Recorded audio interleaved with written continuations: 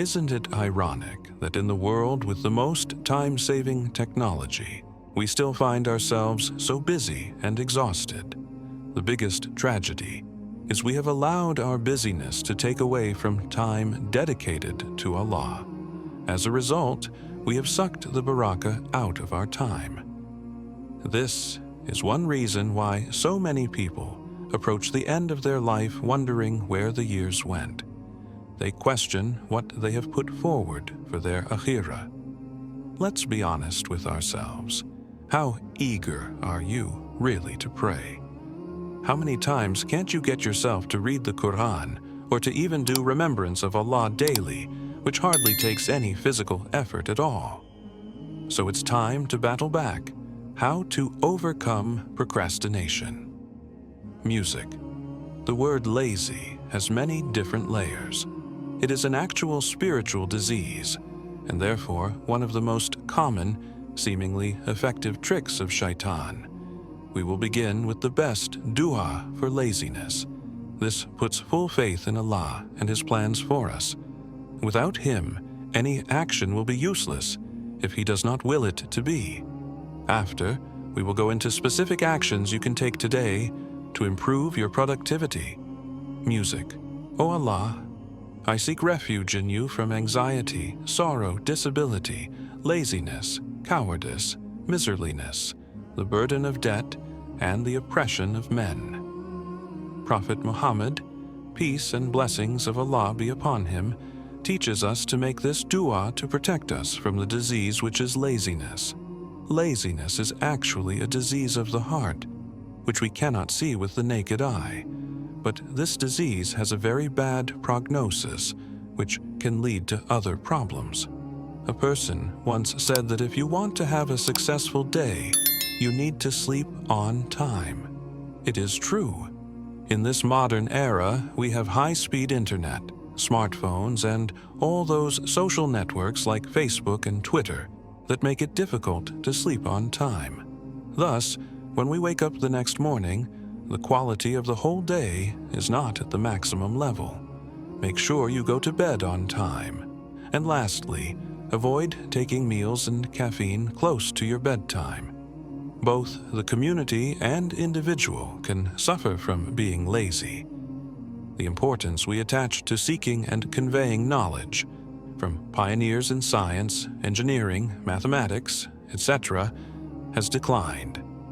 It seems gaining and conveying knowledge has taken a back seat, making space for the misuse of TV, social media, and so forth. O my Lord, increase me in knowledge. Allah, the Most High, did not order the messenger to request an increase in anything, except for an increase in knowledge.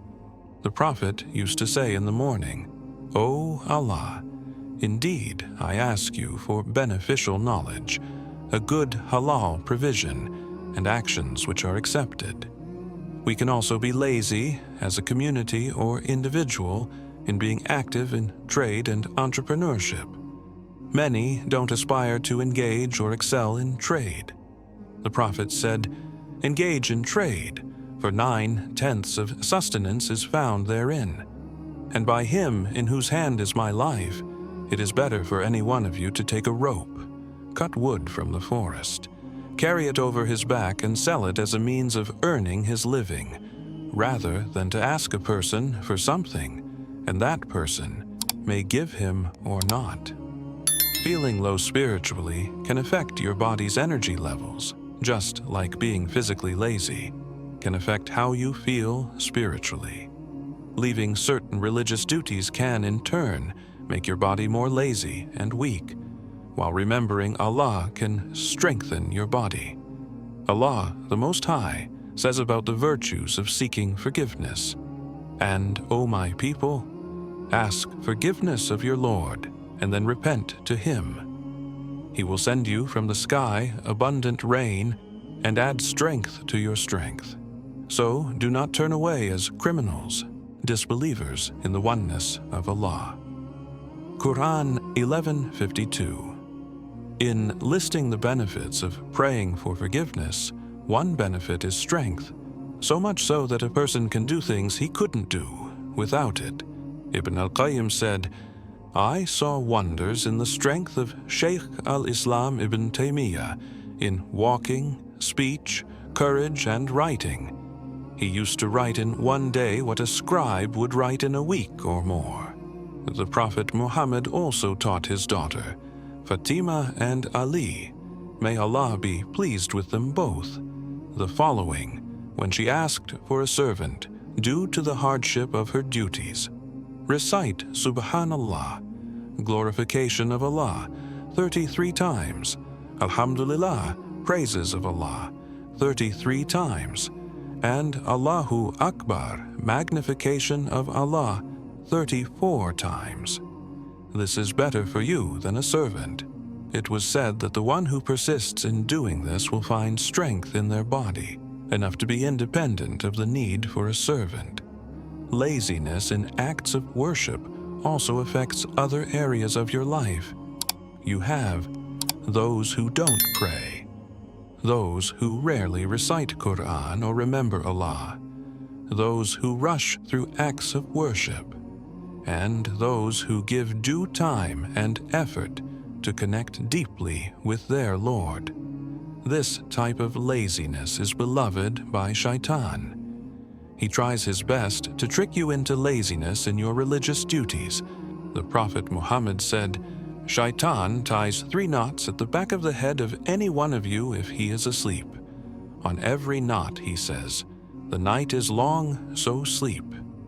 If one wakes up and remembers Allah, 1 knot is undone. If he performs wudu, the 2nd knot is undone. And if he prays, the 3rd knot is undone, and he gets up energetic with a good heart in the morning. Otherwise, he gets up lazy with a mischievous heart. Sahih al-Bukhari. Your prayer is the source of many other good deeds. It is a beautiful, soul-saving duty to commit to without fail, from the moment you become of age until the moment you leave this world. 5 daily prayers are not optional, they are obligatory. The Prophet said, "The first action for which a servant of Allah will be held accountable on the day of resurrection will be his prayers. If they are in order, he will have prospered and succeeded." This is a clear example of how laziness and prayer affect our entire life and afterlife. The fact that the Prophet sought refuge in Allah from laziness shows how seriously we should take this disease in our community, our families, and ourselves. Use the Prophet's supplication with conviction. Music. O Allah, I seek refuge in you from anxiety, sorrow, disability, laziness, cowardice, miserliness, the burden of debt, and the oppression of men.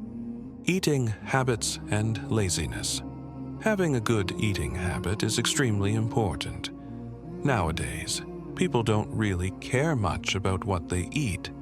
Because of limited time and hectic lifestyles, they prefer fast food, which is not good for health.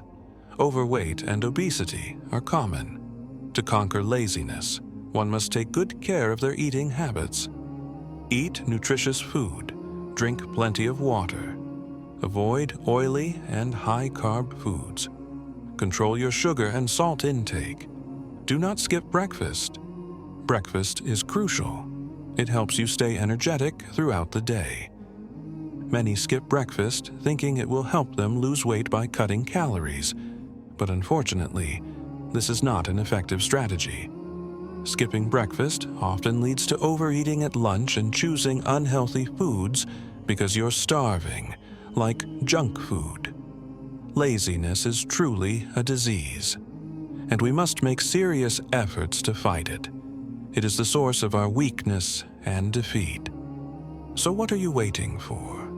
It's time to challenge ourselves, improve our lifestyle, and beat laziness and procrastination. Insha'Allah.